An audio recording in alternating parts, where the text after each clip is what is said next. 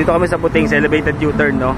So sa kasamang palad mga buddy, biglang namatay ang motor natin. Bigla tayo nasiraan ng motor. Ayan, ayaw mandar kasama si Jella Galag. So update lang mga buddy, andito kami sa Puting. Lumipat kami ng pwesto ni Jella Galag, no? Ayan, kasi ano, hindi namin napaandar yung motor. So ang mangyayari, sasakay na lang namin to sa ano, sa L3. Alright mga buddy, so ayan, sakay na namin sa L3 yung ating motor, no? So tatarik na tayo ng ano, na moto garage sa Cavite.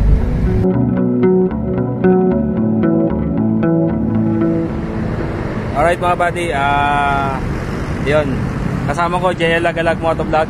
Ayan, pupunta kami ng Antipolo sa main office ng Joyride, no? So andito pa lang kami sa Puting, sa ayan, Pasig yata to, sa elevated U-turn. Pakita ko sa inyo. Ayan mga buddy, oh. Andito kami sa Puting, sa elevated U-turn, no? So sa kasamang palad mga buddy, biglang namatay ang motor natin. Bigla tayo nasiraan ng motor. Ayan, ayaw mandar kasama si Jella Galag. Ang nangyari mga buddy, nanakbo ako, biglang namatay. Nabuksan natin yung harapan sa susihan, chinek na natin, ang dumi nga ng loob, no? So wala, chinek po na rin yung battery. Ayan, pakita ko sa inyo. Chinek na rin natin yung mga fuse, lahat, mga battery. So wala pa rin. Ang nangyari mga buddy, ganito, no? So pakita ko lang sa inyo, yung charger niya dito gumagana pag binuksan ko. Pero yung susi, yung panel board, ayan, oh, wala. Kahit anong galaw natin, wala mga buddy. So hindi ko alam kung anong gagawin natin dito. Bahala na. Check natin kung ano mangyayari sa atin dito mga buddy. So update ko kayo kung ano nangyari sa Aerox 155 natin. Bigla na lang hindi umandar, bigla na lang namatay. Naanak po ako. Galing ako sa ilalim ng elevated U-turn yun doon. Galing kami doon.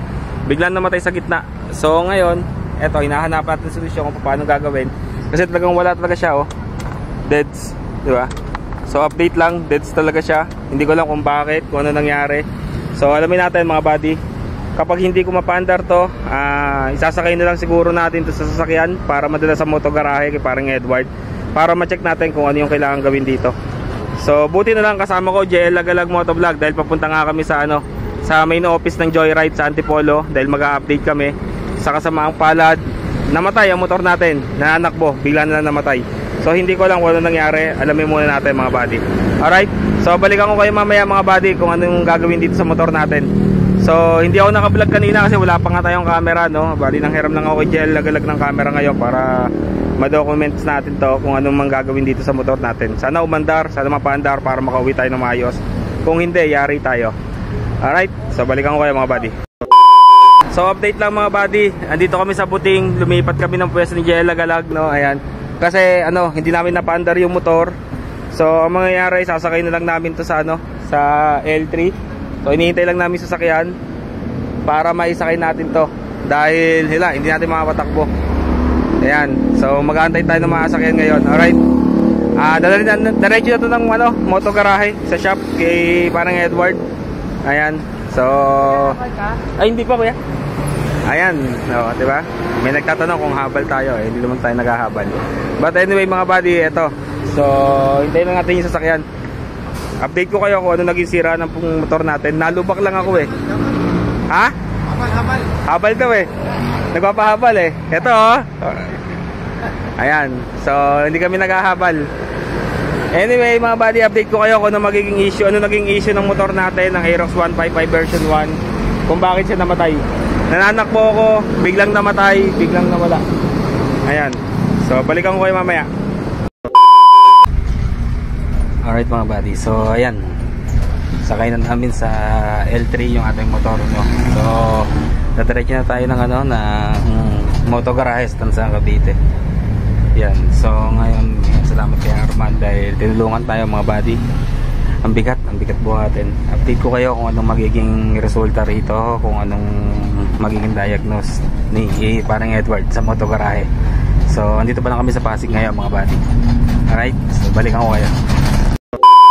Alright mga buddy, so yun, nakawin na tayo ng bahay, no? Bali iniwan natin sa moto garahe yung motor, and ngayon kukunin na rin natin. Ayan, nag-book ako ng Joyride. Ayan, oh. Malapit na si Pops. So hintayin natin. So nandito na siya, malapit na siya eh. Malapit na, baka hinahanap na lang. Moto garahe lang naman tayo, sa Tansa lang naman, malapit lang naman, no? Arrive na raw. Your driver has arrived. Tawagan natin. Tawagan natin si Pops.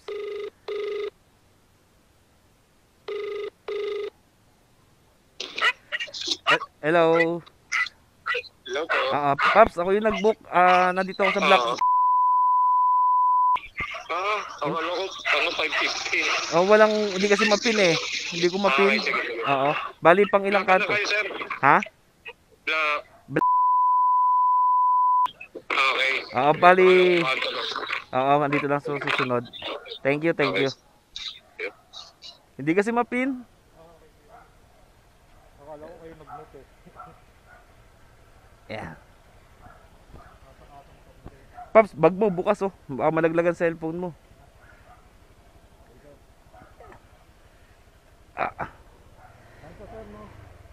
Sa motogarahe, turo ko na lang sir. Joyride din ako. Pupunta kaming Antipolo kanina. Update. Tumirik yung motor ko. Andun sa motogarahe, sinakay ko dito. Aerox. Natanggal yung relay ng GPS. Ibay nito oh. Dapat eh. Kulang pa kayo.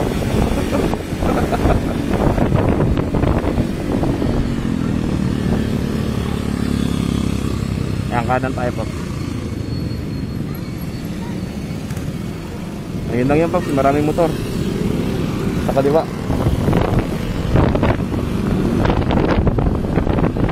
Ayun na pala motor siya, ayos na. Yung itim, ayun.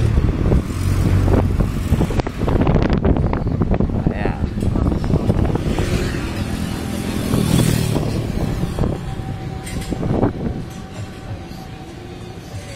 Yeah, okay. Thank you.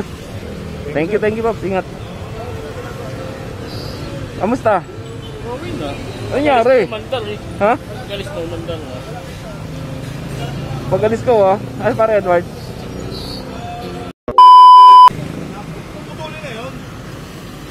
Pre, thank you. Don, data ko.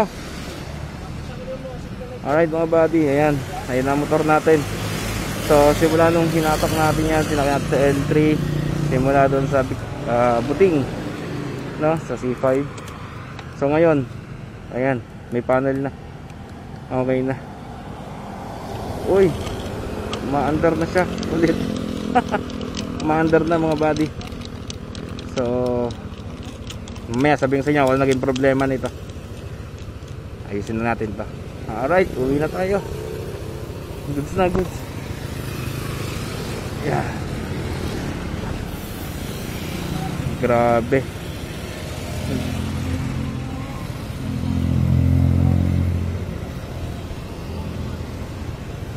Alright.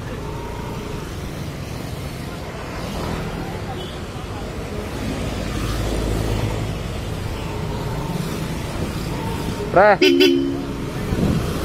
Alright mga buddy, so yun, nagawa na ng motogarahe ang ating motor. Tumatakbo na siya ulit. Goods na ulit. And hindi naman major ang naging problema, no?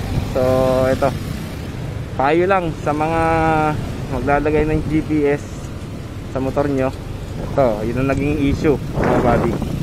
Yun ang nakitang issue ng tropa sa motogarahe, yung GPS. Dahil yung relay niya naka-rectine na kanin eh, nakakonect yung sa susian, no? So ngayon yung susian niya, bali pag nagagalaw yung relay or nahugot, eh wala na. So syempre hindi naman tayo mekaniko, mga buddy, hindi natin alam yan. So ngayon ang nangyari, tinanggal na ng tropa yung relay saka yung GPS. So meron kasi itong ano, pwede kong patayin yung makina sa motor or yung siya niya sa motor, no? So kahit anong start mo or kahit anong susi mo, hindi mo papay-start to. Pero hindi ko naman naisip na yun ang naging issue dahil nga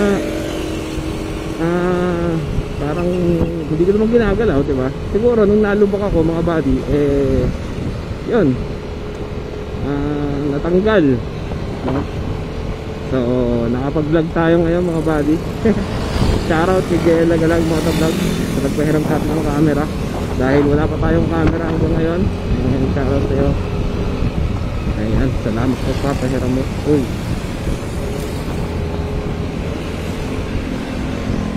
So yun, goods na. Tuloy-tuloy na ulit. Hindi tayo nakapunta ng Joyride office dahil nga nasiraan tayo. Today is March 14, 2024. So dapat may update ako sa Joyride sa Antipolo kanina. So hindi nakapunta dahil nga sa nangyari. Pero yun, puntahan na lang ulit natin kung update sa nila available para magpa-update. Lakas ng hangin. Hindi muna natin, check natin. Kasi kanina ang bilis ng takbo ko nung namatay eh. Tapos nalupak pa ako, kaya yun, siguro na ugot, no, yung relay. Eh, pinatanggal ko na rin mga body dahil hindi rin naman natin alam kung paano ayusin pag nagkaroon ng problema. Thank you rin kay Arman.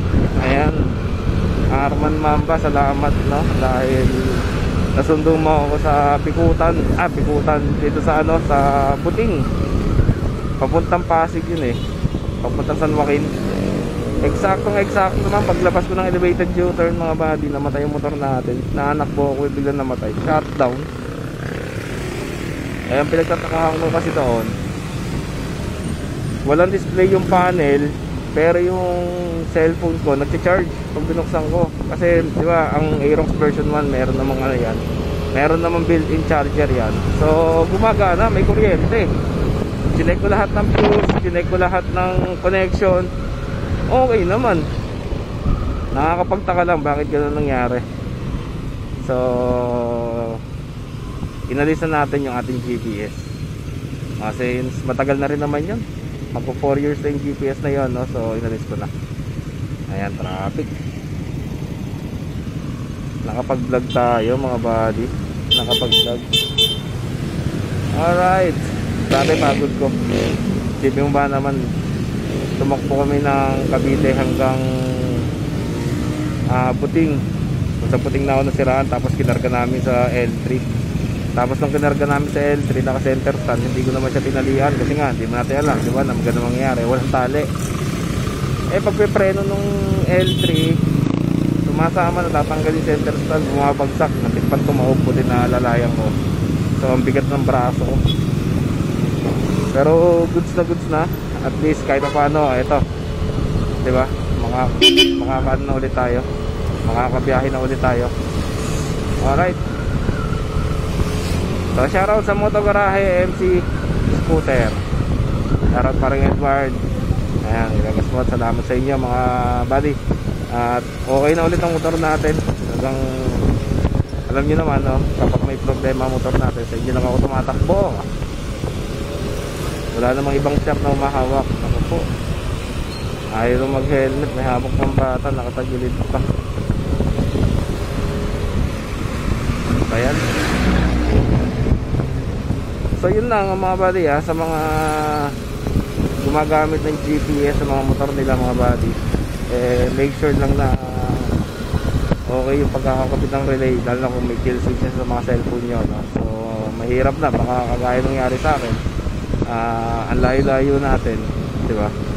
So at least mabuti na yung safe, double check yung mga connections, lahat.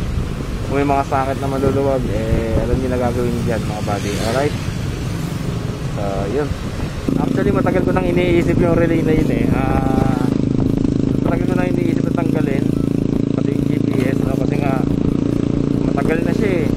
So hindi ko alam kung, although pag tinect ko naman, working pa rin naman, updated pa rin naman siya, no? Kaya lang kinakabahan ako sa relay, kaya yung GPS na dito inuba ko. Pero ngayon, ayan, goods, kahit pa paano wala na. Tagal ko na kasing iniisip na tanggalin yon. So natuluyan. Problema, hindi pa sa Cavite inabot, doon pa talaga ako inabot sa Pasig. Hindi bago ako mag-vlog ngayon mga buddy, parang hindi na ako sanay mag-vlog. Dahil nga tagal kong walang upload, no, sa mga ride. So buti na napahiram tayo ni Jella Galag kanina, biglaang nahiram ko yung kanyang camera. Dahil nga biglaang naman nasira yung ating motor, ang ating body na biglang nagloko. nagpahimas lang. So big shoutout Moto Garahe, MC Scooter. So sa mga gustong magpagawa ng motor, ayan, trusted mechanic natin yan, trusted shop natin yan. Yun na yun, sa Cavite mga buddy. O nga pala mga buddy, baka naman pwede pa-comment na lang kung taga saan kayo, para malaman ko rin kung taga saan or kung saan umaabot yung mga video natin, no? Mga nakakapanood ng mga video natin, pa-comment na ng mga buddy. At meron din tayong Facebook page, Motobuds. Sa mga hindi pa naka-follow dyan, baka pwedeng palambing naman sa inyo mga buddy, pa-follow naman ang ating Facebook page, Motobuds. And meron din tayong TikTok na Motobuds. Alright mga buddy, maraming salamat sa lahat. Siguro dito na lang natin tapusin muna yung video natin, no? Since naninibago ulit ako maggawa ng content or mag-vlog, magsalita mag-isa rito sa helmet, no? So siguro tapusin na lang muna natin dito yung ating video. At yun, payo lang ulit, no? Lagi natin magaling i-double check ang mga wirings, connections ng mga motor natin bago tayo bumiyahe ng malalayo, para hindi kayo magaya sa akin. Hindi ko na check at ayun nga nangyari, bigla na lang siyang namatay. Habang tumatakbo akong ganyan, bigla siya namatay, as in totally dead. Walang panel, walang display, pero wala rin busina, walang ilaw. Pero matindi nun, nag-charge yung cellphone pag sinusian mo, diba? So mapapaisip ko na lang bigla kung ano nangyari na yun. But anyway, yun nga, ugaliin natin i-check lagi mga motor natin, lahat ng connections, para maging safe ang mga biyahe natin at walang aberya. Alright, so yun, hanggang dito na lang muna mga buddy. Siguro pag nakabili na ako ng camera, araw-arawin ulit natin ang pag-upload. So yun, hanggang dito na lang muna. Hanggang sa muli mga buddy. Always remember, ride safe, keep safe, and God bless. Peace.